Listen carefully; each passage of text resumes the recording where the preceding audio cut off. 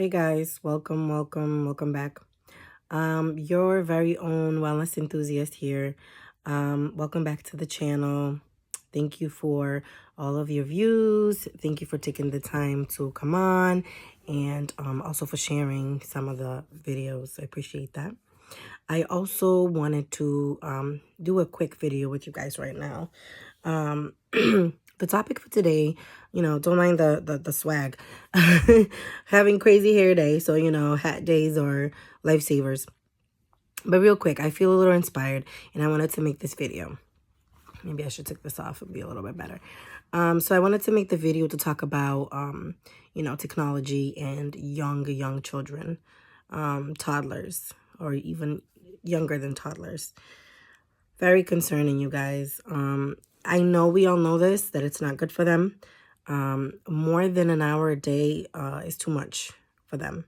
They're at the stage where they need to be learning, where they need to be doing exploring, and having them tied to an electronic like an iPad and a phone is a very bad idea for many reasons. But in addition, okay, I know that it's hard.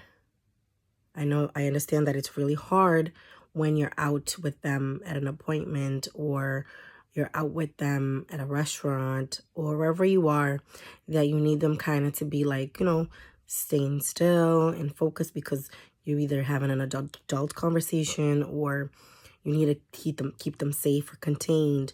This is a way of keeping them entertained and busy. Totally get it. I totally get it, and I totally understand that it's kind of like super helpful to have that to keep them busy. But on the other hand, though, I have seen, I don't know if you guys have witnessed this, but I have seen parents struggle to take the phone away or the tablet from the kid because they either need them to eat or do something important. Like, for instance, getting their measurements taken or anything like that, and these kids are losing it. Someone in particular, once I was trying to help with downloading an app, an important app. They could not take the phone from the child. This child was like no more than three or four. And this parent could not take the phone away from this child. It was heartbreaking. The amount of stress for both the child and the parent was very concerning. So I make this video not to point out the obvious, but to say there are alternatives, okay? Remember when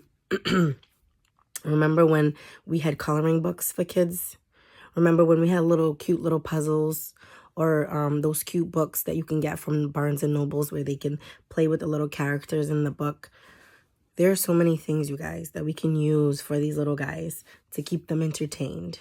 Now, if you start them off that way, then it's going to be a little tougher to get them off of that, obviously. But they're still little, so with time you can get back to set point. And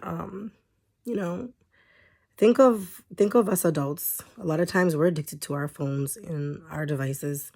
We're on them a lot too. I'll include myself in this. Sometimes I catch myself being on it quite more than I should be.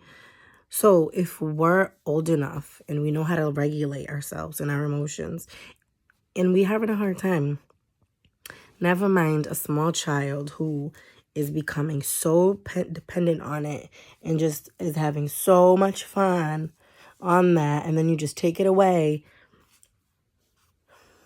they lose it.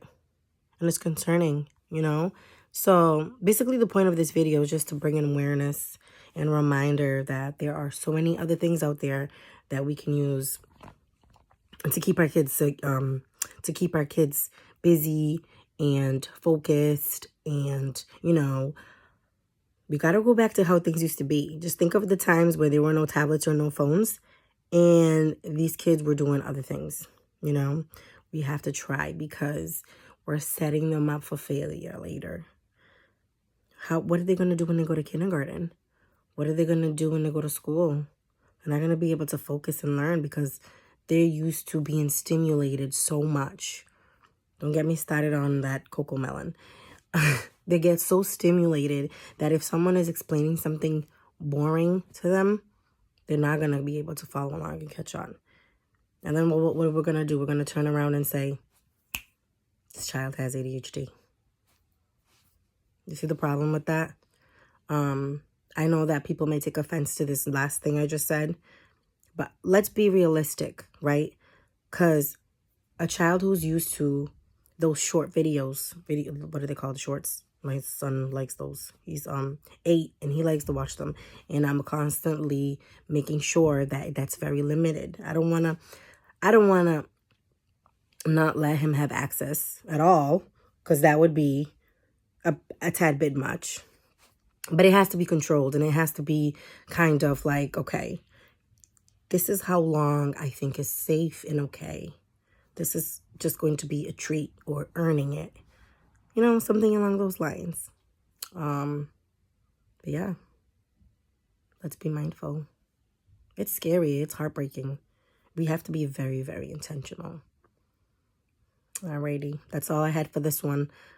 Check the link below, because I'll have a link down there that you can read more about what it can do and the effects of constantly being on the electronics. All right, guys, thanks for watching yet another video. Feel free to give it a like or a share, okay? I'll see you in the next one.